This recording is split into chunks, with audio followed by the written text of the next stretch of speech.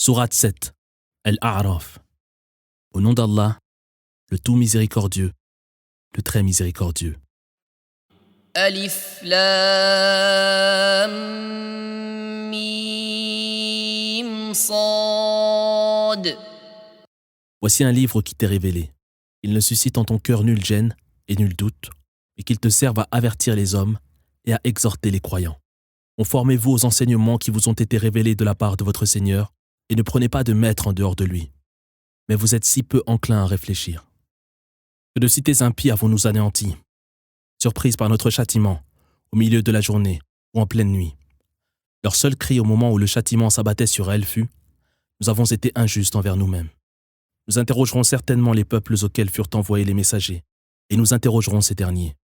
Nous leur rappellerons en toute connaissance leurs œuvres, auxquelles nous n'avons jamais été inattentifs.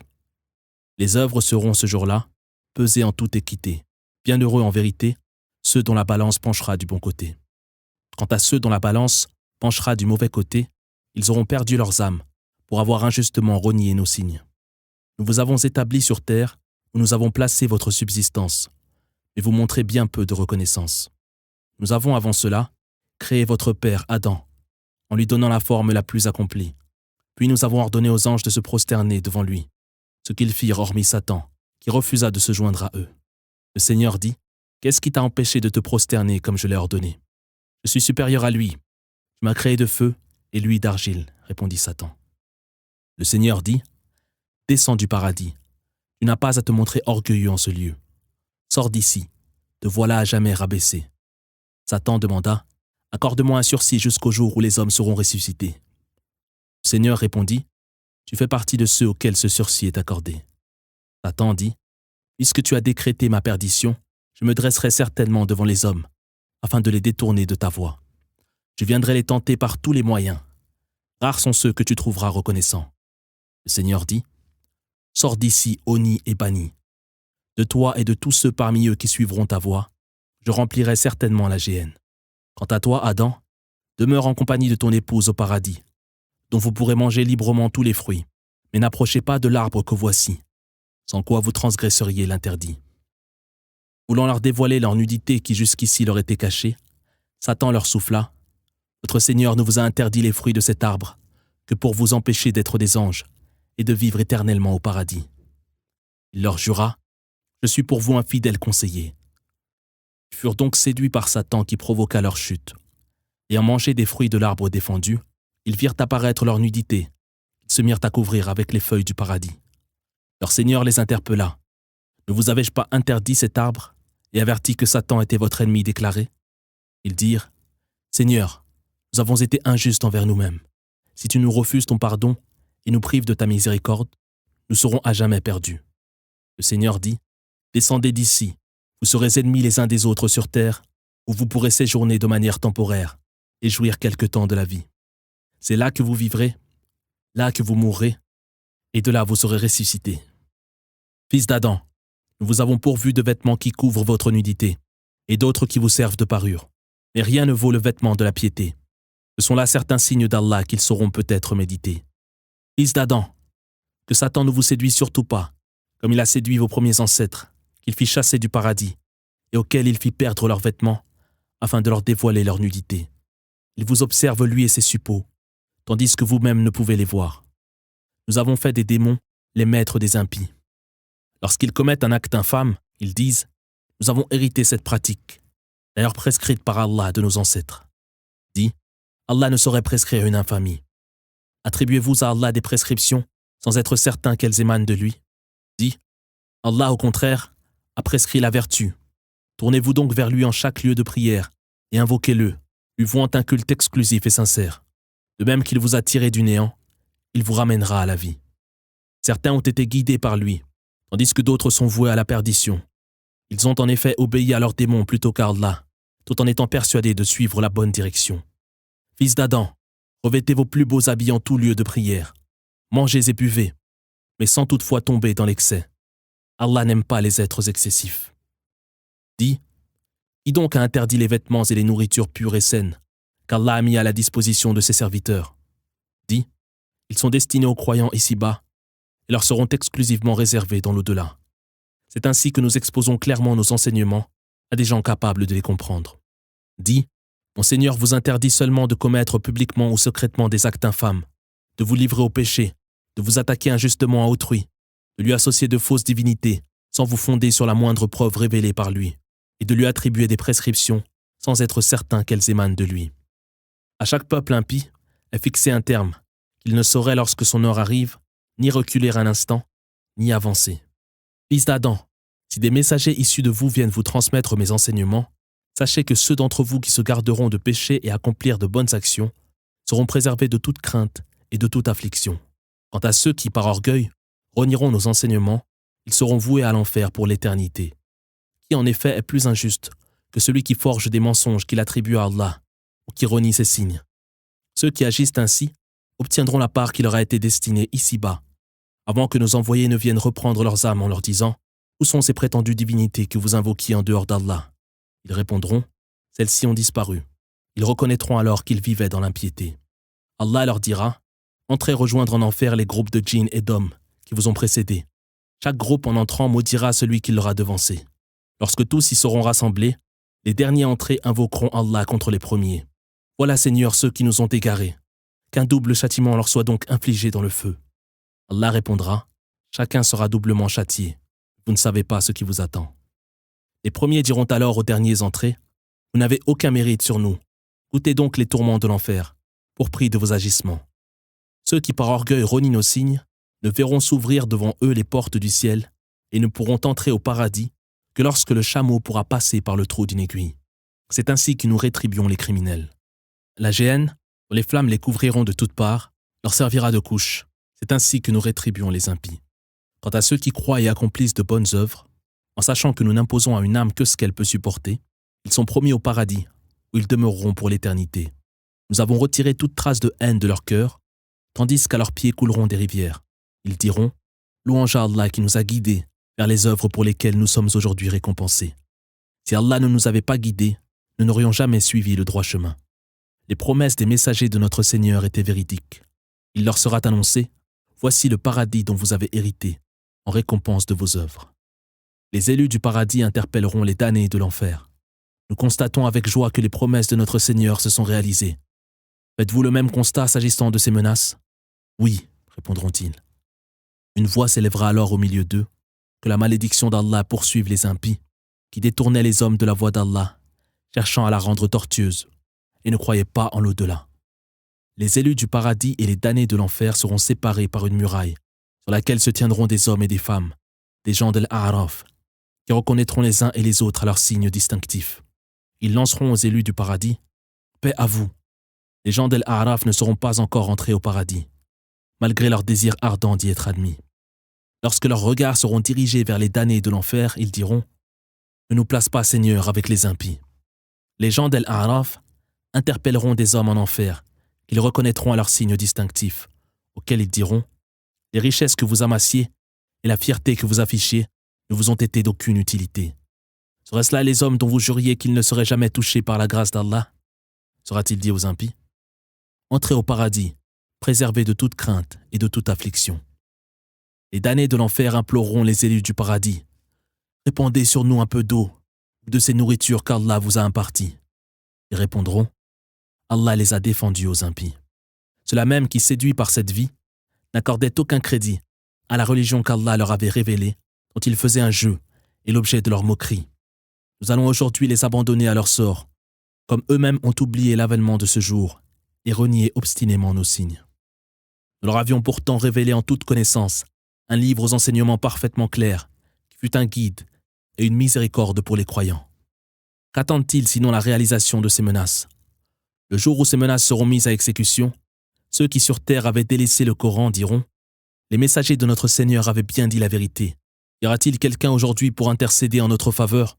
Ou serons-nous rendus à la vie afin de pouvoir agir autrement? » Ils auront perdu leur âme et toute trace de fausses divinités qu'ils avaient inventées.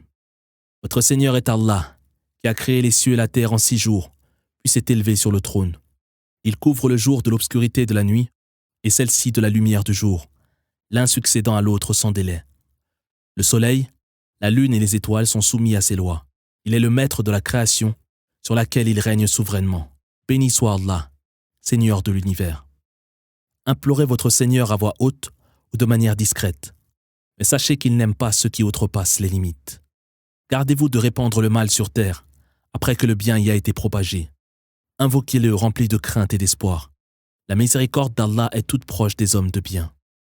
C'est lui qui fait souffler les vents, annonciateur de sa grâce.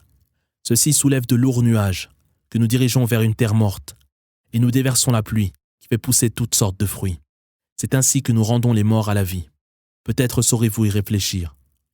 Par la volonté de son Seigneur, une terre généreuse produit toujours de bons fruits, tandis qu'une terre ingrate ne donne que péniblement de maigres cultures. C'est ainsi que nous exposons toutes sortes de signes à des gens qui savent se montrer reconnaissants. Nous avons envoyé Noé à son peuple, auquel il dit « Mon peuple, adorez Allah, vous n'avez d'autre divinité que lui. Je crains que vous ne subissiez les affres d'un jour terrible. » Tu es manifestement égaré, répliquèrent les notables de son peuple. Noé répondit « Mon peuple, je ne suis nullement égaré, mais simplement envoyé par le Seigneur de la création. Je me contente de vous transmettre en toute sincérité le message de mon Seigneur, qui m'a révélé des choses que vous ignorez. Vous étonnez-vous que par l'intermédiaire de l'un d'entre vous, vous vienne une révélation de votre Seigneur, qui vous met en garde contre ses rigueurs, et vous exhorte à la crainte, en espérant que vous serez ainsi touchés par sa grâce. Mais ils le traitèrent d'imposteur. Nous avons alors sauvé Noé et ses compagnons dans l'arche, et englouti sous le déluge ceux qui, dans leur aveuglement, avaient renié nos signes. Au Had, nous avons envoyé l'un des leurs, Hud, qui leur dit « Mon peuple, adorez Allah, vous n'avez d'autre divinité que lui. Allez-vous donc finir par le craindre ?» Les notables de son peuple qui avaient rejeté la foi répliquèrent « Tu es manifestement un insensé. Nous sommes persuadés que tu es un imposteur. » Il répondit « Mon peuple, je ne suis nullement insensé, mais simplement envoyé par le Seigneur de la création. Je me contente de vous transmettre le message de mon Seigneur et suis pour vous un fidèle conseiller. Vous étonnez-vous que par l'intermédiaire de l'un d'entre vous, vous vienne une révélation de votre Seigneur qui vous mette en garde contre ses rigueurs? Souvenez-vous comment après la disparition du peuple de Noé, il vous a fait hériter du pouvoir sur terre, en vous favorisant par une imposante stature. Souvenez-vous donc des faveurs d'Allah, dans l'espoir de faire votre bonheur et votre salut. » Ils dirent « Es-tu venu nous appeler à adorer Allah seul et à délaisser les divinités que vénéraient nos ancêtres? Fais donc venir cette calamité dont tu nous menaces, si tu dis la vérité. » Hud répondit « Vous êtes désormais voués à la colère et au châtiment de votre Seigneur. Allez-vous vous opposer à moi au sujet de noms sans réalité que vous et vos ancêtres avez inventés, sans vous fonder sur la moindre preuve révélée par Allah? Attendez donc, je suis avec vous parmi ceux qui attendent. » Nous avons donc, par un effet de notre miséricorde, sauvé Hud et ses compagnons et exterminé ceux qui, dans leur impiété, avaient renié nos signes. Au Thamoud, nous avons envoyé l'un des leurs, Salih, qui leur dit « Mon peuple, adorez Allah, vous n'avez d'autre divinité que lui. Vous avez été témoins d'un miracle produit par votre Seigneur, l'apparition de cette chamelle, envoyée par Allah, preuve de l'authenticité de ma mission. Laissez-la paître sur la terre d'Allah, ne lui causez aucun mal, sous peine d'être saisi par un douloureux châtiment. Souvenez-vous comment après la disparition des Had, il vous a fait hériter du pouvoir et vous a puissamment établi sur terre, vous permettant de bâtir des palais dans les plaines et de tailler des demeures dans le roc. Souvenez-vous donc des faveurs d'Allah et gardez-vous de répandre le mal sur terre. » Les notables de son peuple qui par orgueil refusaient de croire dirent à ceux parmi les faibles qui avaient accepté la foi « Êtes-vous certain que Salih soit envoyé par le Seigneur ?» Ils répondirent « Nous croyons en effet au messager dont il est porteur. » Ceux qui par orgueil avaient rejeté la foi répliquèrent « Nous ne croyons pas quant à nous à ce message auquel vous adhérez. » Transgressant fièrement les ordres de leur Seigneur, ils tuèrent la chamelle avant de dire « Salih, exécute à présent tes menaces, si tu es vraiment un messager. » Saisis par le cataclysme, ils se retrouvèrent sans vie, gisant sur leur terre. Se détournant d'eux, Salih dit « Mon peuple, je vous ai transmis le message de mon Seigneur en toute sincérité et prodigué de bons conseils, mais vous n'aimez pas les bons conseillers. Nous avons également envoyé Lot à son peuple, auquel il dit « Vous livrez-vous à cet acte infâme que nul homme n'a commis avant vous? Vous osez assouvir vos désirs avec les hommes plutôt qu'avec les femmes? Vous êtes en vérité un peuple pervers. » La seule réponse de son peuple fut « Chassons de notre cité ces gens qui aspirent à la pureté. » Nous avons sauvé Lot et sa famille, excepté sa femme, vouée avec les autres à être exterminée. Et nous avons anéanti son peuple sous une pluie de pierres. Considère donc quelle fut la fin de ce peuple criminel.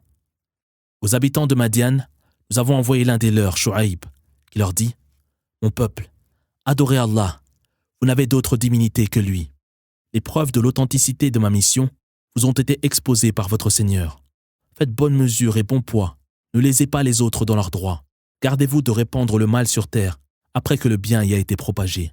Voilà qui est préférable pour vous, si vous croyez en mes paroles. Ne vous mettez pas en travers de tout chemin, menaçant les croyants et les détournant de la voie d'Allah, que vous cherchez à rendre tortueuse. Souvenez-vous comment, alors que vous étiez peu nombreux, Allah a fait de vous une grande nation. Méditez le sort subi par ceux qui, avant vous, ont répandu le mal sur terre. Et si une partie d'entre vous croit au message que j'ai été chargé de transmettre, tandis qu'une autre le rejette, alors attendez patiemment qu'Allah, le plus équitable des juges, tranche notre différend. » Les notables de son peuple qui par orgueil refusaient de croire dirent « Nous allons, Shu'aib, vous chasser de notre cité, toi et tous ceux qui ont cru en toi, à moins que vous ne reveniez à notre foi. » Il répondit « Quoi ? Y revenir alors que nous l'avons en aversion ? Nous prononcerions un infâme mensonge sur Allah, si nous revenions à ce culte dont il nous a délivrés. Nous ne saurions d'ailleurs revenir à cette religion que si Allah, dans la science qui embrasse toutes choses, en décide ainsi. Nous nous remettons entièrement à Allah. Veuille Seigneur, toi le plus équitable des juges, trancher en toute justice ce différend qui nous oppose à notre peuple. » Les notables de son peuple qui avaient rejeté la foi répliquèrent « Si vous suivez Shu'aib, vous êtes perdus. » Mais saisis par le cataclysme, ils se retrouvèrent sans vie, gisant sur leur terre, comme si ces hommes qui avaient traité Shu'aib d'imposteur n'avaient jamais vécu dans cette cité. Ce sont donc ceux qui traitèrent Shu'aib de menteur, qui furent perdus. Se détournant d'eux, Shu'aib dit « Mon peuple, je vous ai transmis le message de mon Seigneur en toute sincérité. Comment pourrais-je à présent m'affliger du sort subi par un peuple impie ? Nous n'avons envoyé nul prophète dans une cité, sans éprouver ses habitants par la misère et les souffrances, pour les amener à nous implorer humblement. Nous les avons ensuite libérés des maux qui les accablaient, que nous avons remplacés par le bien-être et la prospérité, si bien que s'étant multipliés et enrichis, ils dirent « Nos ancêtres ont également connu des jours néfastes et des jours heureux. Nous les avons alors saisis soudainement sans qu'ils s'y attendent. » Si les habitants de ces cités avaient cru aux messagers et craint Allah, nous leur aurions offert toutes les bénédictions du ciel et de la terre. Mais ils ont préféré crier au mensonge. Nous les avons donc saisis pour prix de leurs agissements. Les habitants des cités ont-ils l'assurance que notre châtiment ne les surprendra pas de nuit dans leur sommeil ? Les habitants des cités ont-ils l'assurance que notre châtiment ne les surprendra pas en plein jour, au milieu de leurs occupations ? Se sentent-ils à l'abri de la vengeance d'Allah ? Seuls les hommes perdus se sentent à l'abri de la vengeance divine. N'avons-nous pas clairement montré à ceux qui ont succédé sur terre à ces peuples impies que si nous le voulions, nous pourrions les punir eux aussi pour prix de leurs péchés ? Mais nous avons apposé un sceau sur leur cœur, les rendant sourds à toute exhortation. Telles sont les cités dont nous te relatons ici certains événements. Leurs messagers leur ont apporté toutes les preuves, mais ces gens ne pouvaient accepter la vérité qu'ils avaient dès le début rejetée. C'est ainsi qu'Allah appose un sceau sur les cœurs des mécréants. Nous n'avons trouvé chez la plupart d'entre eux aucune fidélité à nos prescriptions. Nous n'avons trouvé chez la plupart d'entre eux qu'insoumission. À la suite de ces messagers, nous avons envoyé Moïse à Pharaon et aux grands d'Égypte, qui renièrent injustement les miracles produits par lui sous leurs yeux. Considère donc quelle fut la fin de ces êtres malfaisants. Moïse dit « Pharaon, je suis envoyé par le Seigneur de la création. Je me dois de ne dire sur Allah que la vérité. Je vous apporte des preuves éclatantes de la part de votre Seigneur. Laisse donc partir avec moi les fils d'Israël. » Pharaon répondit « Tu disposes d'un signe, alors produis-le devant nous, si évidemment tu dis la vérité. » Moïse jeta alors son bâton, qui manifestement se transforma en un serpent immense. Il retira sa main de sa tunique, qui apparut toute blanche. Les grands d'Égypte dirent « Voilà un habile magicien, qui cherche à nous chasser de notre pays. Que proposez-vous » Certains dirent « Ne prends aucune décision concernant Moïse et son frère, avant d'avoir dépêché à travers le pays des émissaires chargés de rassembler et de convoquer devant toi tout ce que le pays compte d'habiles magiciens. » S'étant présentés à Pharaon, les magiciens demandèrent « Serons-nous récompensés si nous sortons vainqueurs de cette confrontation ?»« Oui, et vous serez même intégrés à ma cour, » répondit Pharaon. Les magiciens dirent « Moïse, veux-tu jeter ton sort en premier ou nous laisser commencer ?» Il répondit « Soyez les premiers à jeter. » Usant d'artifice, ils fascinèrent la foule, qui fut terrorisée par une si puissante magie. Nous avons alors inspiré à Moïse de jeter son bâton, qui se mit à engloutir leurs artifices. La vérité éclata, et leurs manœuvres furent démasquées. Ils se retirèrent donc vaincus et humiliés, se jetant face contre terre. Les magiciens s'exclamèrent : « Nous croyons maintenant au Seigneur de la création, Seigneur de Moïse et de Aaron. » Pharaon dit : « Osez-vous croire en lui avant que je ne vous y ai autorisé ? Voilà un complot tramé par vous dans la cité pour en chasser ses habitants. Vous saurez bientôt ce qui vous attend. Je vais vous faire couper la main et le pied opposés, puis vous faire tous crucifier. » Ils dirent : « Qu'importe, puisque nous ferons retour à notre Seigneur. Le seul reproche que tu puisses nous faire est d'avoir cru aux signes de notre Seigneur, qui se sont manifestés à nous. Veuille, Seigneur, nous armer de patience et nous rappeler à toi entièrement soumis à ta volonté. » Les grands d'Égypte dirent à Pharaon : « Vas-tu laisser Moïse et son peuple corrompre le pays et délaisser ton culte et celui de tes divinités ? » Il répondit : « Nous allons au contraire massacrer leurs fils et n'épargner que leurs filles. Ils sont en effet sous notre domination et à notre merci. » Moïse dit à son peuple : « Supportez patiemment cette épreuve en implorant l'aide d'Allah. Et sachez que la terre appartient à Allah, qui en fait hériter qui il veut parmi ses serviteurs. Une fin heureuse est toujours réservée à ceux qui craignent le Seigneur. » Ils dirent : « Nous étions persécutés avant ton arrivée, et le sommes encore aujourd'hui. » « Il se peut, répondit Moïse, que votre Seigneur anéantisse votre ennemi et vous fasse hériter d'une terre, afin de voir comment vous vous comporterez. Nous avons éprouvé le peuple de Pharaon par la disette et une pénurie de récoltes, afin de les amener à réfléchir. Lorsqu'ils connaissaient la prospérité, ils s'en attribuaient tout le mérite. Mais s'ils devaient endurer la disette, ils s'empressaient d'en imputer la responsabilité à Moïse et ses compagnons. Leur malheur était simplement décrété par Allah, mais la plupart l'ignoraient.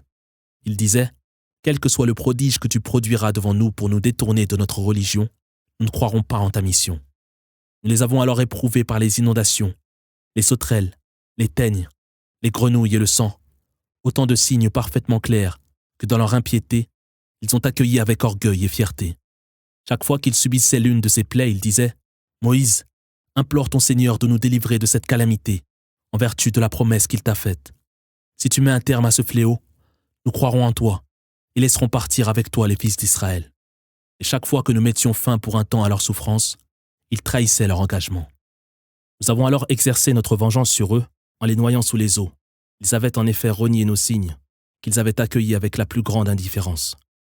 Nous avons alors attribué au peuple, jusque-là opprimés, les contrées orientales et occidentales de la terre que nous avions bénies. Ainsi put s'accomplir, en récompense de leur constance, la belle promesse de ton Seigneur faite aux fils d'Israël. Et nous avons détruit tout ce que Pharaon et son peuple avaient pu bâtir et édifier. Nous avons fait traverser la mer aux fils d'Israël, qui, se retrouvant sur les terres d'un peuple qui vouait un culte assidu à des idoles, dirent : « Moïse, désigne-nous une idole que nous puissions vénérer, comme le font ces gens. » Il répondit : « Vous êtes un peuple d'ignorants. Le culte de ces gens est voué à disparaître, et leurs œuvres sont vaines. » Il ajouta : « Chercherai-je pour vous une autre divinité qu'Allah, lui qui vous a élus parmi les nations ? Souvenez-vous lorsque nous vous avons délivré de Pharaon et de ses sujets, qui vous infligeaient les pires supplices, en massacrant vos fils, n'épargnant que vos filles. Ce fut là une terrible épreuve de la part de votre Seigneur.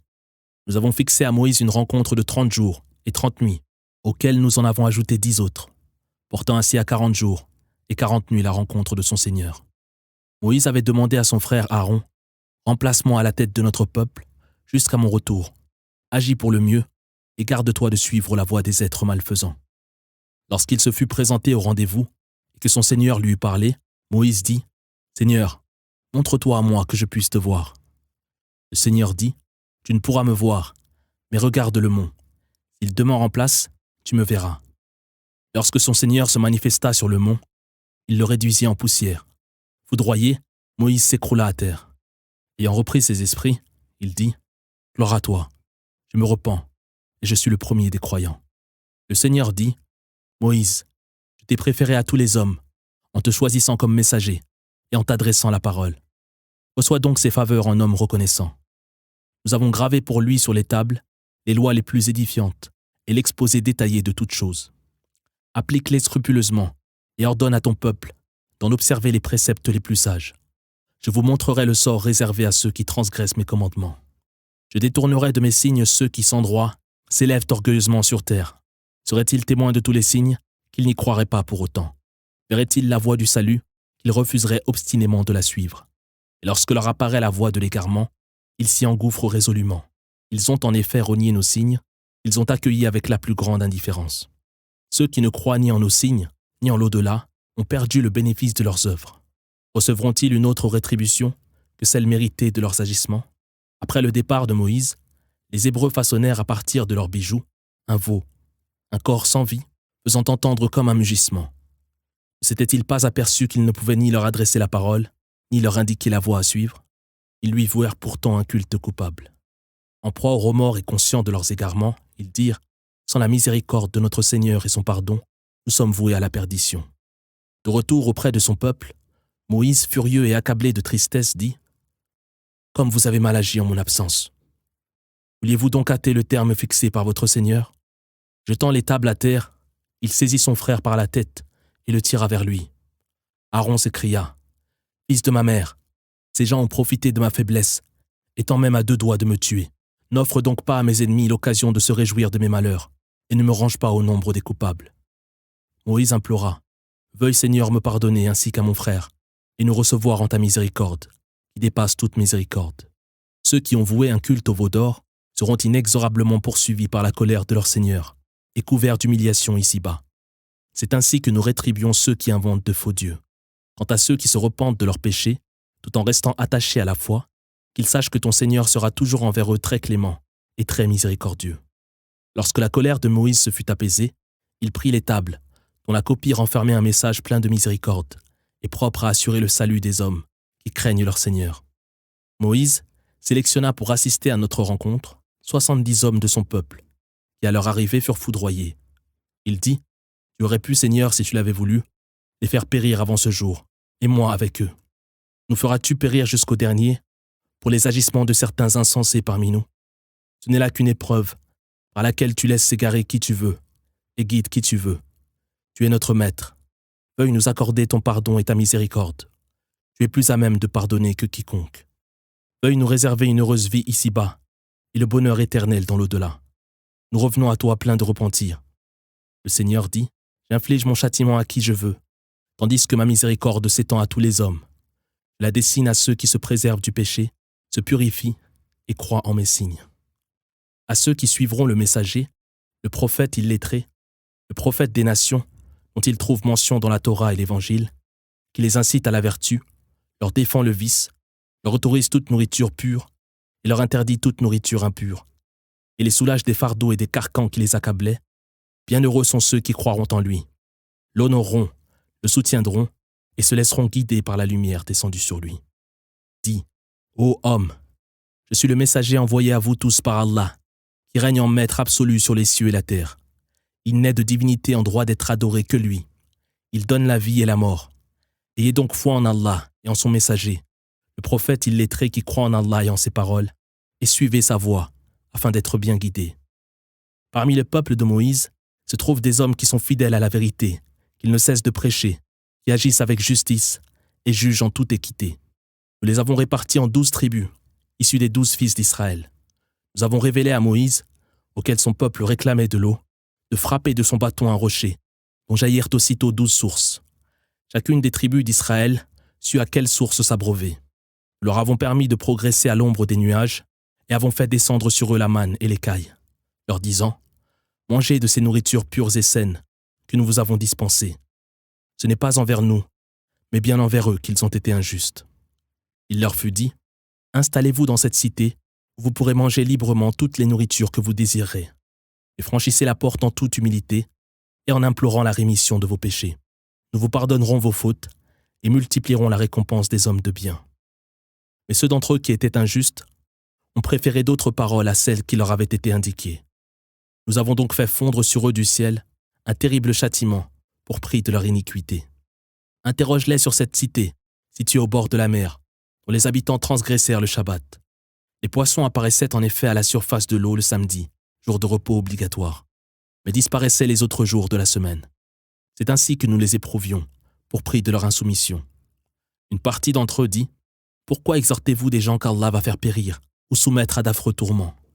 Ils répondirent « Afin de dégager notre responsabilité et dans l'espoir qu'ils finissent par renoncer au péché. » Mais ceux qui transgressèrent le Shabbat restèrent sourds à leurs exhortations.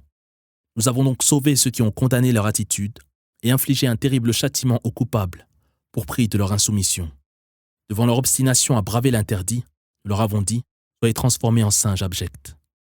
Ton Seigneur proclama alors qu'il susciterait contre eux, jusqu'au jour de la résurrection, des peuples qui leur feraient subir les plus horribles persécutions. Ton Seigneur, en effet, est prompt à châtier, mais il est aussi très clément et très miséricordieux. Nous les avons dispersés sur terre, où ils forment diverses communautés. Certains parmi eux sont vertueux, d'autres bien moins pieux. Nous les avons éprouvés, tantôt en les comblant de nos faveurs, tantôt en les accablant de malheur, afin qu'ils reviennent de leurs erreurs. Leur succédèrent des générations toutes plus misérables les unes que les autres, qui, bien qu'ayant hérité des Écritures, se mirent à jouir sans scrupule de tous les plaisirs terrestres qui s'offraient à eux, se disant qu'ils seraient bien pardonnés et ne perdant aucune occasion de se livrer au péché. N'ont-ils pas pris l'engagement dans leurs Écritures qu'ils n'ont cessé d'étudier, de ne dire sur Allah que la vérité?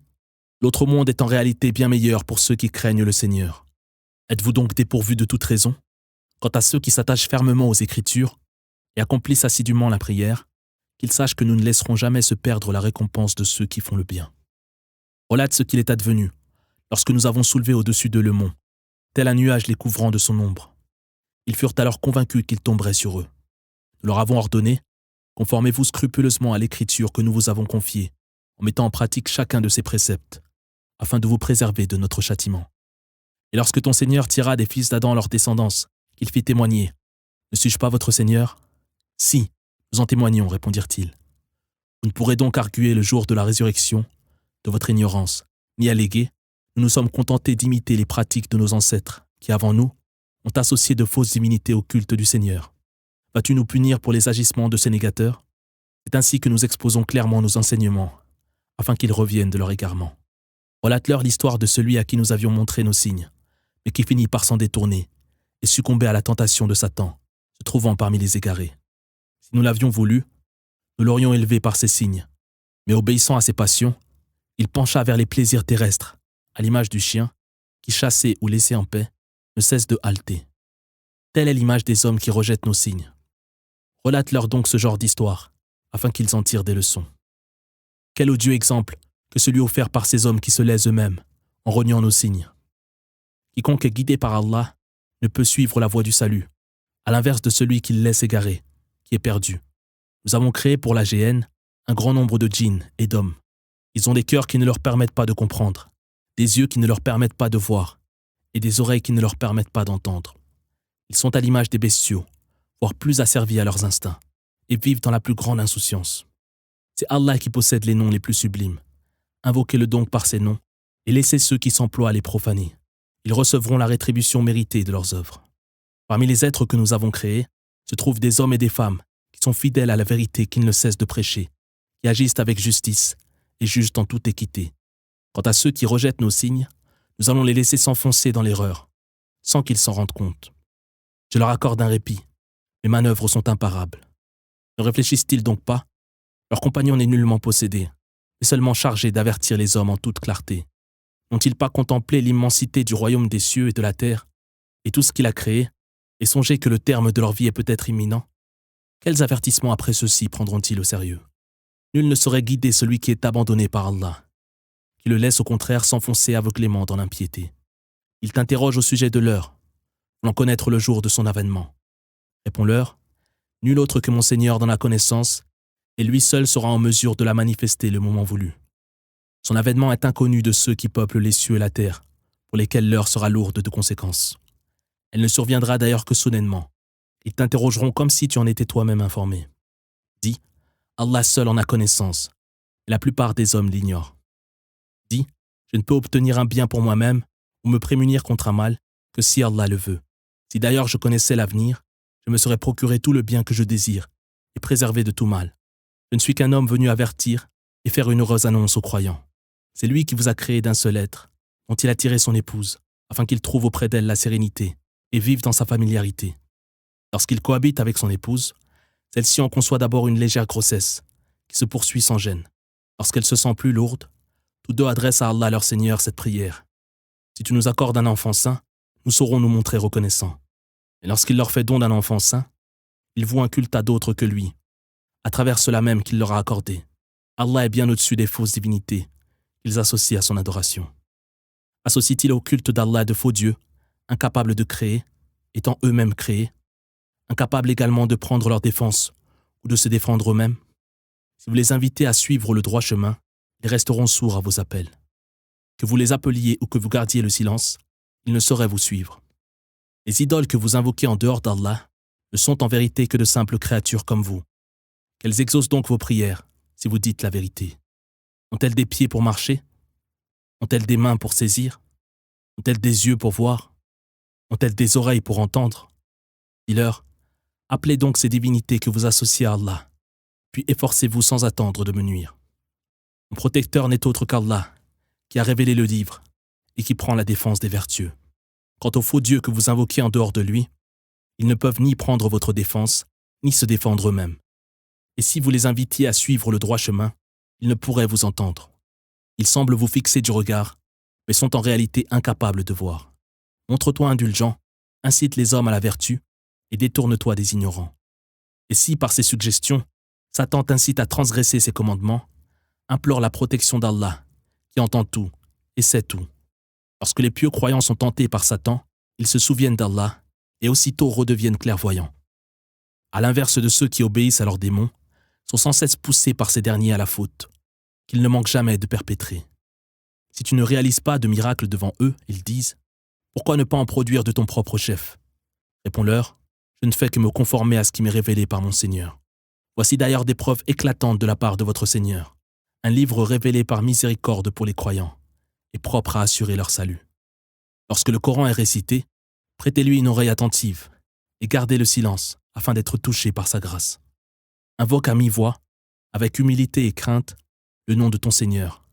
Invoque-le matin et soir, sans jamais te laisser distraire. Les anges qui se tiennent auprès de ton Seigneur ne refusent jamais par fierté de l'adorer. Ils ne cessent de célébrer sa gloire et sa sainteté, et devant lui de se prosterner.